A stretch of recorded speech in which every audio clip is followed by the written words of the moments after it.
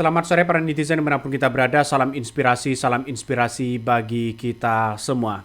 Beredar kabar dari sebuah pernyataan seseorang di media sosial, ya DX mengatakan bahwa kalau Kapolri ini tidak diganti bahkan lewat di bulan 10 Oktober ini, maka Prabowo tidak akan bisa lanjut 5 tahun. Wah, ada apa? Benar nggak dengan data-data itu? Sampai-sampai dia mengatakan, saya punya bukti-buktinya. Wah, ngeri bos. Ada apa begitu? Apakah ada sesuatu hal yang bisa mengkudeta Prabowo? Atau bagaimana begitu? Ngeri nih. Karena desakan-desakan untuk Pak Kapolri dicopot ini sangat-sangat santer sekali begitu kan. Karena kita lihat saja bahwa saat demo kemarin bahwa ya pihak Kapolri dianggap gagal di situ begitu. Bahkan Kapolri sendiri menyatakan kalau saya mundur ya tidak bisa menangani itu, bahkan dianggap lari ditarik tanggung jawab. Dan disitulah ya Pak Kapolri mempertahankan itu. Nah, salah satu yang mencuat adalah masalah transformasi reformasi Polri.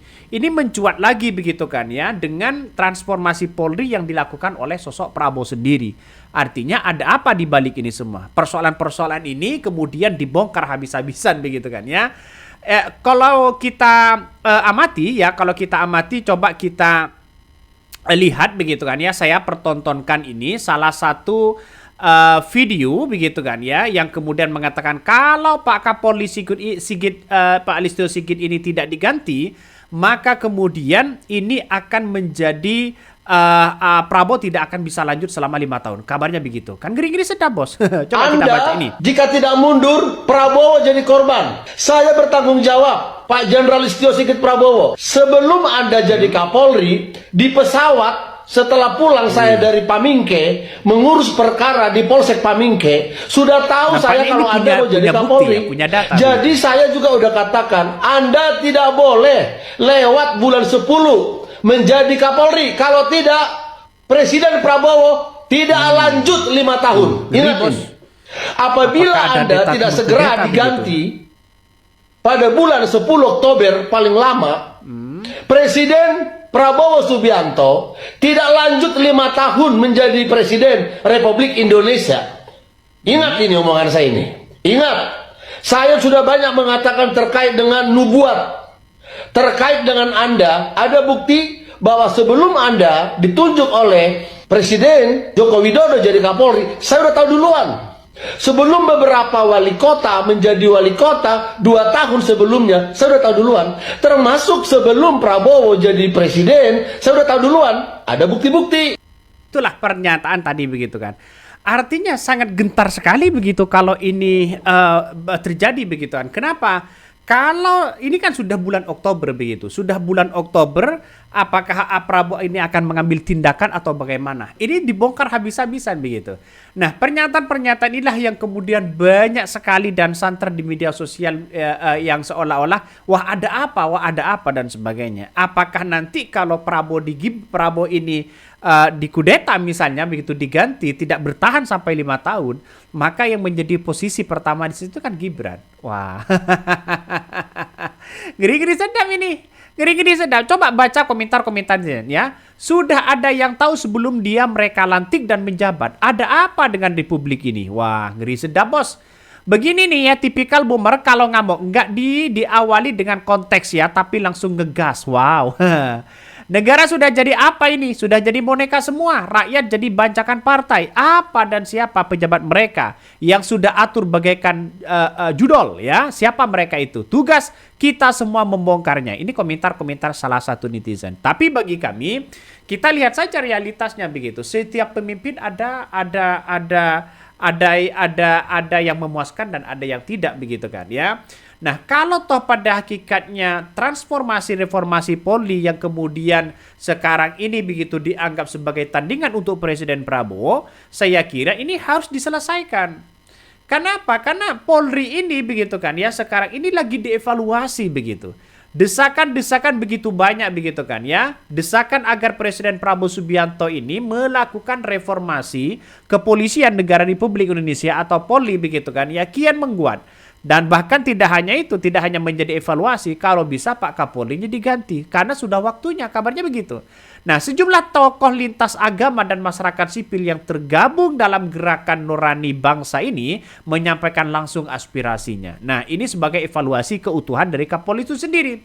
Desakan begitu banyak begitu kepada Kapolri yang dianggap bahwa masih banyak yang dibawa oknum-oknum yang kemudian memainkan peran di situ begitu kan. Ada yang suap, ada yang ini, ada yang itu dan sebagainya. Itu adalah salah satu oknum. Saya yakin dan saya yakin-yakinnya kalau persoalan-persoalan seperti ini begitu kan ya, dievaluasi mungkin akan menjadi catatan begitu kan kepada Presiden Prabowo untuk memperbaiki itu. Kalau ini bisa, silakan, gak ada masalah begitu. Siapapun, karena desakan ini banyak sekali dan tidak hanya itu begitu kan ya, dan tidak hanya itu. Makanya menurut Ray Rangkuti juga mengatakan bahwa reformasi begitu di tubuh kepolisian di Republik Indonesia itu menjadi hal yang penting dan itu harus benar-benar dievaluasi. Nah, dengan adanya seperti ini maka banyak orang yang mengatakan kalau Kapolrinya diganti dengan orang anak buahnya atau siapa yang kemudian menjadi Kapolri. Pertanyaannya apakah lebih baik juga atau bagaimana begitu? Apakah lebih buruk atau lebih baik? Itu kan banyak pertanyaan dari masyarakat begitu. Nah, Ray Rangkuti ini begitu kan yang melihat dari aspek 3 hal begitu. Pertama soal kultural ya, terus kemudian bagaimana soal soal kebijakan-kebijakan Presiden Prabowo itu sendiri begitu kan ya, namanya ke pihak kepolisian pasti ada kultural, struktural begitu kan ya, dan institusional dan saya kira ini langkah yang kemudian kalau menjadi evaluasi besar kepada Kapolri ini saya kira ini langkah yang bagus begitu. Tapi perlu diingat sampai sekarang begitu saat Pak Kapolri ini sudah membentuk transformasi reformasi publik, nantinya masih belum ada yang dievaluasi apanya begitu kan ya. Bahkan Presiden Prabowo sendiri yang kabarnya ingin membuat komite reformasi Polri sampai sekarang masih belum nggak tahu kemana begitu, apakah ini belum dilantik atau bagaimana begitu. Tapi yang jelas banyak kritikan-kritikan dari netizen. Nah, kembali ke pernyataan tadi, kalau Pak Kapolri ini lewat dari masa 10 ya Oktober pada Oktober bulan 10 bahkan Presiden Prabowo tidak lanjut 5 tahun. Nah, berdasarkan inilah ya kemudian seperti apa begitu. Nah, apakah Presiden Prabowo mau diganti? Apa bagaimana begitu? Jangan-jangan Ibu Koni ini benar analisisnya. Ya, bisa saja Prabowo hanya memimpin 2 tahun. Ini kan ngeri-ngeri sedap pada akhirnya, Bos. Kalau ini benar, wah ngeri nih. Karena ini banyak persoalan-persoalan sekarang ini banyak begitu kan. Karena melihat bahwa, wah ini ada apa begitu, kok sebegitu ngerinya begitu. Saya yakin dan saya yakinnya kalau Prabowo ini diganti oleh Gibran ya saya kira ya malah tambah gimana negara kita. Gak usah lah deta mengkudeta seperti itu begitu, buat apa? Saya yakin dan saya yakinnya begitu bahwa kalau Gibran naik tahta begitu kan menjadi seorang presiden RI 1, maka yang terjadi di situ adalah bagaimana dengan nasib bangsa dan negara kita. Apalagi apakah tidak tambah parah?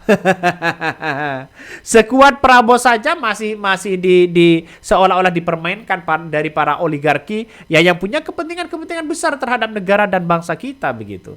Apa mau diberesin dalam segi apa?